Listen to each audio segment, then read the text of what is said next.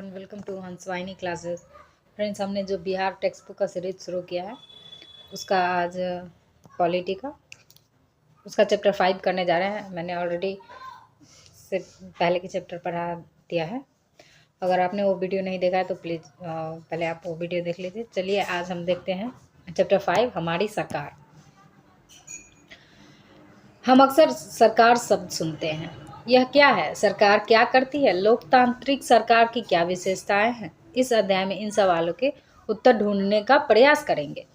जैसे यहाँ पे एग्जाम्पल्स दिया हुआ है, जो पेपर में न्यूज़ आते हैं ना कि सरकार ने ये किया, सरकार ने ये फैसला लिया, उसका यहाँ पे एग्जाम्पल दिया है। जैसे कोसी का बांध टूटा, महाप्रलय की स्थिति, सरकार ने दिए जांच के आदेश। बिहार के 26 जिलों को सरकार ने सूखाग्रस्त घोषित किया। इलाहाबाद उच्च न्यायालय में सफाई की जरूरत, सुप्रीम कोर्ट। 70,000 शिक्षक बहाल होंगे, मुख्यमंत्री। शिक्षक बनने के लिए अब देनी होगी शिक्षक पात्रता परीक्षा, टीईटी। मनरेगा में धांधली की जांच होगी, मंत्री। 9वीं कक्षा के छात्र छात्राओं को सरकार देगी साइकिल। बिहार में खिलाड़ियों को मिलेगी सरकारी नौकरियां। ये सब जो हेडलाइंस दिए हुए हैं ये सरकार द्वारा लिए गए फैसले या फिर सरकार के जो भी अंग है उसके द्वारा लिए गए फैसले का ये एग्जाम्पल्स दिया हुआ है यहाँ पे। ठीक है, तो आज हम देखेंगे इस शब्द सरकार शब्द कि क्या है। सरकार क्या है? विभिन्न क्षेत्रों से संबंधित निर्णय लेने एवं काम करने के लिए सरकार की जरूरत होती है।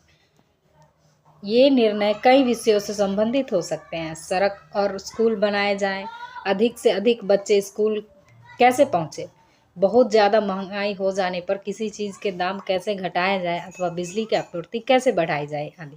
ये सारे फैसले सरकार लेती है। किसी भी, मान के चलिए अगर एक घर है, घर के अंदर सारे परिवार के मेंबर हैं, तो परिवार के को अच्छे से मैनेजमेंट, परिवार के मेंबर्स को कौन से मेंबर्स को पढ़ाई में कितना खर्चा होगा, ये सब को मैनेज करने के लिए एक आदमी होता है ना घर में। मोस्ट ऑफ घरों में तो जो पापा होते हैं वो सब मैनेज करते हैं, वो देखते हैं कि किसको कितना पैसा दिया जाए, कि घर का खर्चा कैसे चले। वही सरकार करती है हमारे स्टेट के अंदर या फिर हमारे कंट्री के अंदर। तो किसी भी व्यवस्था को व्यवस्थित रूप से चलाने के लिए एक सरकार की आवश्यकता होती है, जो सभी फैसले लेती है कि बिजली की आपूर्ति कैसे हो, या फिर बच्चे जो है ज़्यादा से ज़्यादा स्कूल में कैसे पहुँचे कि वो शिक्षित हो। ठीक है, सड़क कैसे बने, कहाँ बनेगा, किसको कौन से सड़क से कनेक्ट करना है, ये सारे फैसले सरकार और उनके ग्रुप्स जो होते हैं वो लेते हैं। ठीक है, चलिए आगे देखते हैं। सरकार कई सामाजिक मुद्दों पर भी कार्रवाई करती है। सरकार गरीबों की मदद करने के लिए कई कार्यक्रम चलाती है। इसके अलावा अन्य महत्वपूर्ण काम करते हैं, जैसे डाक, तार, फोन एवं रेल सेवाएं आदि चलाना। ठीक है, ये सब सरकार के अंदर किया गया काम है। ये सारे फैसले सरकार द्वारा ली जाती है। ठीक है, सरकार का काम देश की सीमाओं की सुरक्षा करना और दूसरे देश से शांतिपूर्ण संबंध बनाए रखना भी है। अब देश की देश की सीमा को सुरक्षा करना क्यों जरूरी है? जैसे हम घर में रहते हैं, हम घर के बाहर 4 दीवारी बनाते हैं, उसमें लॉक लगाते हैं ताकि बाहर से चोर आके कुछ ले ना जाए, या फिर कोई जानवर या फिर कुछ है जो घर के अंदर घुस ना जाए, इसलिए ना। तो जो सरकार जो देश के बाहर सीमाएं बनाती हैं, जैसे कई सारे ऐसे बाहरी जो देश होते हैं या फिर कुछ भी, अगर सीमा का निर्धारण नहीं होगा तो वो आके बोलेंगे कि ये तो हमारा है ज़मीन भाई। जैसे मान के चलिए गांव में रहते हैं, तो गांव में हम लोग ज़मीन जो रहता है उसके चारों तरफ हम लोग बनाते हैं ना ऐसे बाउंड्री करके कि ये इतना से इतना ज़मीन मेरा है, नहीं तो दूसरे लोग बोलेंगे कि यार ये तो यहाँ तक मेरा ज़मीन है, या फिर कभी कुछ भी बोल देंगे। तो इसीलिए सरकार सीमा का सुरक्षा करती है कि यहाँ से यहाँ ये भारत देश का लाइन है, आप इसको क्रॉस नहीं कर सकते। यही सुरक्षा सरकार करती है। ठीक है, और क्या शांतिपूर्ण संबंध बनाए रखना भी, मतलब सरकार ये भी काम करती है कि दूसरे देश जो है उनसे झगड़ा ना हो, उनसे शांतिपूर्वक बातचीत संबंध बनाए, ताकि हमें उनका भी सहयोग हो और हमारा भी। जैसे हम अगर पड़ोसी ठीक से रहते हैं तो माहौल अच्छा बना रहता है। जैसे कि मान के चलिए हमें किसी चीज़ की तैयारी करनी है घर में, अगर मान के चलिए आसपास में झगड़ा होते रहेगा तो हम कैसे शांतिपूर्वक पढ़ाई कर सकते हैं। इसीलिए कोई भी चीज़ करने के लिए आसपास में भी शांति होना जरूरी है। यही सरकार निर्धारित करती है कि आसपास में भी हम शांति बनाए रखें, शांति से चले और आगे विकास करें। अगर झगड़ा में ही लगे रहेंगे तो फिर विकास कैसे होगी। यही शांति पूर्वक संबंध बनाए रखना भी जरूरी है। उनकी जिम्मेदारी यह सुनिश्चित करना है कि देश के सभी नागरिकों को पर्याप्त भोजन, शिक्षा और अच्छी स्वास्थ्य सुविधा मिले। जब प्राकृतिक विपदा घेरती है जैसे सूखा, बाढ़, भूकंप, तो मुख्य रूप से सरकार ही पीड़ित लोगों की सहायता करती है। ठीक है, आखिर सरकार इतना सब कुछ कैसे कर पाती है और सरकार के लिए इन कामों को करना क्यों जरूरी है। जब लोग इकट्ठा रहते हैं और काम करते हैं तो कुछ हद तक सामूहिक व्यवस्था की ज़रूरत होती है। इसके लिए कई आवश्यक निर्णय लेने होते हैं। कुछ ऐसे नियमों की ज़रूरत होती है जो सब पर लागू। ठीक है, लोगों के लिए सरकार कई तरह के काम करती है। वह नियम बनाती है, निर्णय लेती है, वह अपनी सीमा में रहने वाले लोगों पर उन्हें लागू करती है। नियम या कानून बनाने का काम व्यवस्थापिका करती है। नियम और कानून बनाने का काम जो है वो व्यवस्थापिका करती है। व्यवस्थापिका के अंदर और भी ग्रुप्स आते हैं, ये हमें आगे की क्लास में पढ़ना है। बनाए गए नियम एवं लिए गए निर्णयों को सब पर लागू करने का काम कार्यपालिका करती है। ये व्यवस्थापिका का काम है कि वो नियम बनाएगी और कार्यपालिका है वो नियम को लागू करेगी और उसको सुचारू रूप से कैसे चलाना है इसका कार्य कार्यपालिका करती है। ठीक है, व्यवस्थापिका एवं कार्यपालिका सरकार के अंग है। ये जो व्यवस्थापिका है और कार्यपालिका ये सरकार के अंग है। अगर कोई विवाद होता है या कोई अपराध करता है तो समाधान के लिए लोग न्यायालय जाते हैं। न्यायालय भी सरकार का ही अंग है। ठीक है, न्यायालय जो है वो भी सरकार का ही अंग है। आगे की कक्षा में इन्हें विस्तार से पढ़ना है, आगे पढ़ना है, इसको अभी नहीं पढ़ना है। ठीक है,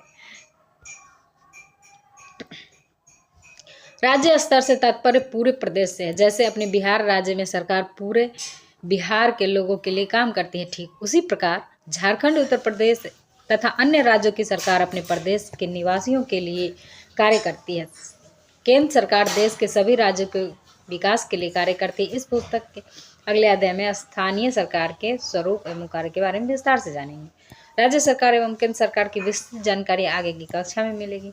देखिए, केंद्र शासित प्रदेश के बारे में यहाँ बताया कि केंद्र शासित प्रदेश कैसे कहते हैं। कुछ प्रदेशों पर केंद्र का सीधा शासन और नियंत्रण होता है। जैसे कि हमारे यहाँ चंडीगढ़ है या अंडमान निकोबार, लक्षद्वीप, यहाँ पे बिहार जैसे वहाँ पे मुख्यमंत्री नहीं होते, वो सीधा सरकार केंद्र सरकार के ही अंडर होता है और उसी के अंडर काम होता है। ठीक है, ये प्रदेश केंद्र शासित प्रदेश कहलाते हैं, जैसे चंडीगढ़, अंडमान निकोबार द्वीप। ठीक है, मतदान के दिनों में वोट देने के लिए लोगों को पंक्तिबद्ध देखा होगा। लोग सरकार चुनने के लिए मतदान करते हैं। ऐसी सरकार को लोकतांत्रिक सरकार कहते हैं। जब मतदान देकर कोई सरकार आती है ना, मत से, लोगों के मत से, उसको लोकतांत्रिक सरकार कहते हैं। यह निर्धारित समय के लिए चुनी जाती है। यह आवश्यक नहीं कि हर बार एक ही दल की सरकार चुनी जाए। इस प्रकार सत्ता की शक्ति हमेशा जनता के हाथ में रहती है। अगर जनता चाहे तो अगली चुनाव में किसी और, जैसे अभी मान के चलिए अभी हमारे यहाँ जो पीएम है वो बीजेपी से है, अगर जनता चाहे तो अगले चुनाव में इसको हरा के और किसी और को बना सकती है। ठीक है, ये जनता के हाथ में है। लेकिन इससे अलग भी एक और सरकार होती है जिसे राजतंत्र कहते हैं। राजतंत्र में सत्ता की सारी शक्ति राजा में निहित होती है। लोकतंत्र में जनता अपनी इच्छा से मताधिकार का प्रयोग कर सरकार को चुनती है और उसे अपने किए गए कार्यों पर सफाई देनी होती है। जबकि राजतंत्र में राजा अपने वंश परंपरा से आते हैं, वे स्वयं निर्णय लेते हैं जिसके लिए उन्हें कोई सफाई नहीं देनी पड़ती। भारत एक लोकतांत्रिक देश है। भारत एक लोकतांत्रिक देश है, यहाँ पे राजतंत्र नहीं है। राजतंत्र यहाँ बहुत पहले थे बट अब नहीं है। लोकतंत्र की मुख्य बात यह है कि इसमें जनता अपना प्रतिनिधि मतदान के द्वारा चुनती है, वही प्रतिनिधि शासन भी चलाते हैं। लोकतंत्र की महत्वपूर्ण बात यह है कि लोग खुद सरकार में अपने प्रतिनिधि द्वारा शामिल होकर शासन करते हैं। लोकतंत्र में सभी वयस्क लोगों को चुनाव प्रक्रिया में शामिल होने का अधिकार है। ठीक है, चुनाव प्रक्रिया में सभी शामिल होंगे जो भी 18 वर्ष से ऊपर है। ठीक है, लोकतंत्र के विचार कैसे आए? हमारे देश में स्वतंत्रता के पूर्व अंग्रेजों का शासन था, जिसमें सरकार बिना लोक प्रतिनिधित्व के चलाई जाती थी। स्वतंत्रता संग्राम के दौरान स्वराज की मांग की गई। भारत के लोग खुद अपनी सरकार चला सकते हैं। वे अंग्रेजों के गुलाम नहीं बना रहना चाहते थे। कई वर्ष के संघर्ष के बाद अंग्रेजों ने देश के कुछ शिक्षित और संपत्तिशाली व्यक्तियों को मत के प्रयोग का अधिकार दिया। मतलब पहले जब अंग्रेजों ने अधिकार दिया था मत का, तो शिक्षित और संपत्तिशाली व्यक्तियों को ही, जो अमीर है वो वोट देगा और जो शिक्षित है वही वोट करेगा। लेकिन अब क्या है, अब तो सभी करते हैं, गरीब अमीर जो शिक्षित हो या फिर शिक्षित ना भी हो, सब वोट करते हैं। महिलाएं सब करती हैं। पहले महिला को वोट का अधिकार नहीं था, लेकिन हमारा देश जब से आज़ाद हुआ तभी से महिला को वोट देने का अधिकार यहाँ पे मिल गया है। ठीक है, देश के गरीब, अशिक्षित, औरतों और अभिवंचित वर्ग के लोगों को वोट देने का अधिकार प्राप्त नहीं था। स्वतंत्रता संग्राम के दौरान सभी लोग उसमें शामिल हुए और यह विचार कि सभी को मत देने का अधिकार होना चाहिए बुलंद हुआ। ये स्वतंत्रता संग्राम के दौरान ये विचारधारा है कि सभी को मत देने का अधिकार होना चाहिए। इसी विषय में महात्मा गांधी जी ने 1931 में, ये इम्पॉर्टेंट लाइन है कि महात्मा गांधी का ये लाइन 1931 में यंग इंडिया पत्रिका के माध्यम से कहा था, मैं यह विचार सहन नहीं कर सकता जिस आदमी के पास संपत्ति है वह वोट दे सकता है, लेकिन वह आदमी जिसके पास चरित्र है पर संपत्ति या शिक्षा नहीं, वह वोट नहीं दे सकता। जो दिन भर अपना पसीना बहाकर ईमानदारी से काम करता है वो वोट नहीं दे सकता, क्योंकि उसने गरीब होने का गुनाह किया। ये कथन महात्मा गांधी का है। अब मान के चले कभी क्या करेगा कि डायरेक्ट कथन दे देगा और पूछेगा कि यह कथन किसका है, या फिर पूछ देगा ये कथन कहाँ से लिया गया है, कौन से पत्रिका से लिया गया है। तो ये यंग इंडिया पत्रिका में महात्मा गांधी के द्वारा लिखा गया है। ठीक है, ये पूरा स्टेटमेंट। आगे देखते हैं, लोकतांत्रिक देश में सभी महिलाओं को मत देने का अधिकार होना चाहिए, जिसे प्राप्त करने के लिए दुनिया भर की महिलाओं को कई संघर्ष करने पड़े। अमेरिका तथा पश्चिम यूरोप में महिला को मताधिकार प्राप्त नहीं था। वहां वोट देने के अधिकार के लिए महिलाओं ने आंदोलन किया। उन्हें जगह जगह पर अपने आप को लोहे की जंजीर से बांधकर प्रदर्शन किया। वे जेल गई और भूख हड़ताल पर बैठी। इस प्रकार पूरे विश्व में महिलाओं को वोट देने का अधिकार का विचार फैला। 1902 में ऑस्ट्रेलिया, 1920 में अमेरिका, 1928 में इंग्लैंड और उसके बाद फ्रांस, भारत, इटली, जापान आदि देशों ने महिलाओं को वोट देने का अधिकार प्राप्त हुआ। यहाँ पे दिया हुआ है कि 1902 में ऑस्ट्रेलिया और 1920 में अमेरिका और 1928 में इंग्लैंड, ये यहाँ पे महिलाओं को उस समय वोट देने का अधिकार प्राप्त हो गया। उसके बाद फ्रांस, भारत और इटली, ये सारे देश बाद में, उसके बाद महिलाओं को वोट देने का अधिकार मिला इन सब देशों में। स्वतंत्रता संग्राम के दौरान किए गए संघर्ष एवं समानता के विचार के कारण वर्तमान समय में भारत में सभी औरतें व मर्द, अमीर या गरीब तथा अभिवंचित वर्ग के लोग मत दे सकते हैं। इसमें कोई विभेद नहीं है। इसी अधिकार को सार्वभौमिक मताधिकार कहते हैं। इसी को सार्वभौमिक मताधिकार कहलाता है। तो सार्वभौमिक मताधिकार किसे कहते हैं? देश में अगर सभी को, जनता सभी जनता को वोट देने का अधिकार होता है, उसे ही सार्वभौमिक मताधिकार कहते हैं। सभी औरतें, सभी अमीर, गरीब, अभिवंचित वर्ग सभी वोट दे सकते हैं। इसी को सार्वभौमिक मताधिकार कहते हैं। चलिए आगे देखते हैं लोकतांत्रिक सरकार के मुख्य तत्व। तो इसके तत्व क्या है? लोकतांत्रिक सरकार 3 आधारभूत सिद्धांतों पर काम करती है। लोगों की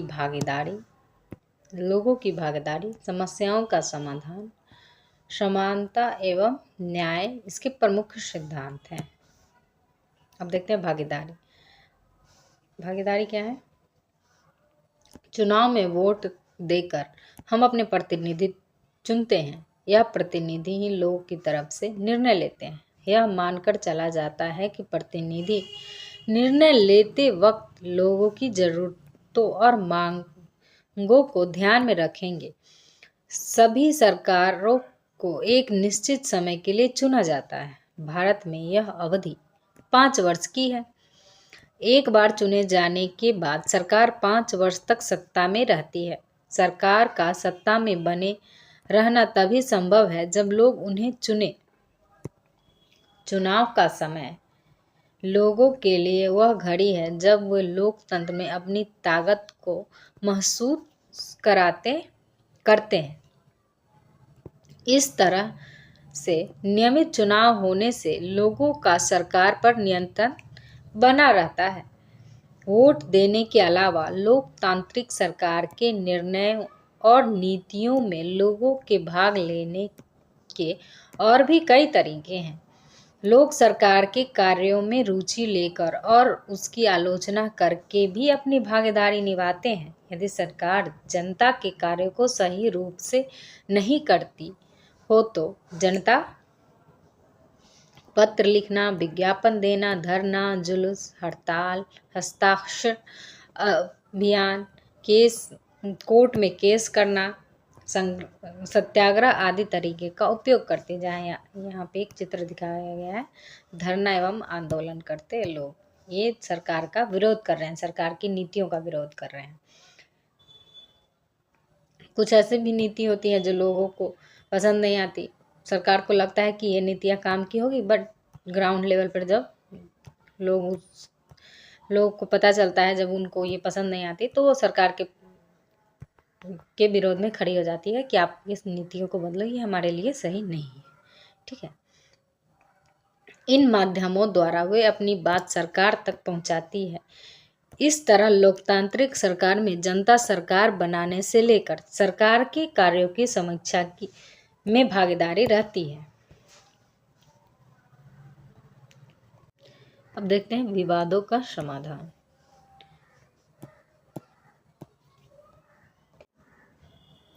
विवादों का समाधान। हमारा देश लोकतांत्रिक है। यहाँ विभिन्न प्रकार के विवाद उत्पन्न होते रहते हैं।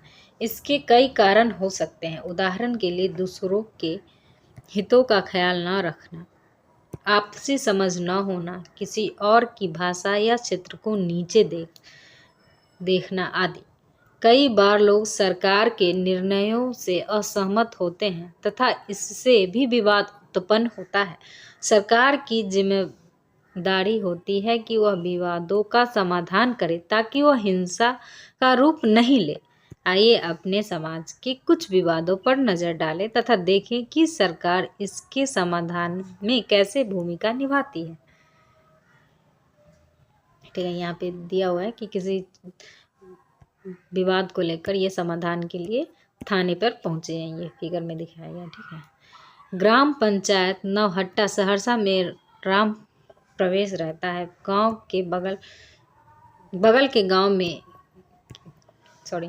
बगल के गांव के अब्दुल उनकी फसल को काट कर ले गए। अगले दिन राम प्रवेश को पता लगा तो उसने अब्दुल के घर जाकर बात की। अब्दुल ने उस ज़मीन को अपनी ज़मीन बताई। वो मैंने जो शुरू में नहीं बताया था कि ज़मीन के साइड में हम लोग बनाते हैं बाउंड्री, कि दूसरा कोई अपना ज़मीन को दूसरा कोई ना बता सके कि ये मेरी ज़मीन है। यही विवाद यहाँ पे दिया हुआ है। इस कारण विवाद और गहरा हो गया। लौट कर राम प्रवेश ने सारी बातें ग्राम प्रधान को बताई। वहाँ घनश्याम भी मौजूद था। उसने बिना तथ्य को समझे गांव वाले को भड़का दिया, जिससे सामाजिक एवं सांप्रदायिक सौहार्द बिगड़ने लगी।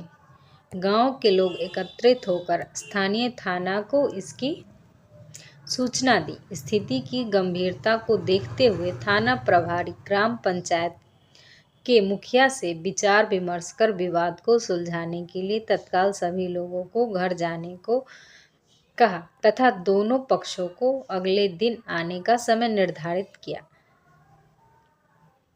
इस बीच थाना प्रभारी ने कर्मचारी को बुलवाया तथा पता किया कि यह जमीन किसकी है। कर्मचारी ने बताया कि यह जमीन अब्दुल की है। अगले दिन दोनों पक्षों को बैठाकर विवाद का समाधान शांतिपूर्वक तरीके से किया गया तथा घनश्याम को कड़ी हिदायत दी गई कि वह अफवाह न फैलाए। इसी तरह कई स्तर पर विवाद होता है, ग्रामीण या राष्ट्रीय। कृष्णा कावेरी नदी विवाद, दो राज्यों तमिलनाडु और कर्नाटक के बीच। सतलुज नदी विवाद, हरियाणा और पंजाब के बीच।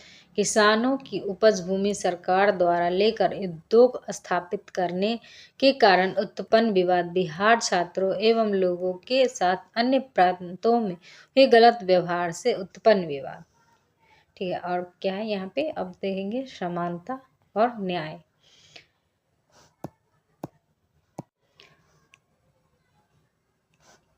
हम लोग स्वतंत्र भारत के नागरिक हैं, लेकिन हमें पूरी स्वतंत्रता तब मिलेगी जब सभी को जीने के लिए समान अवसर प्राप्त हो।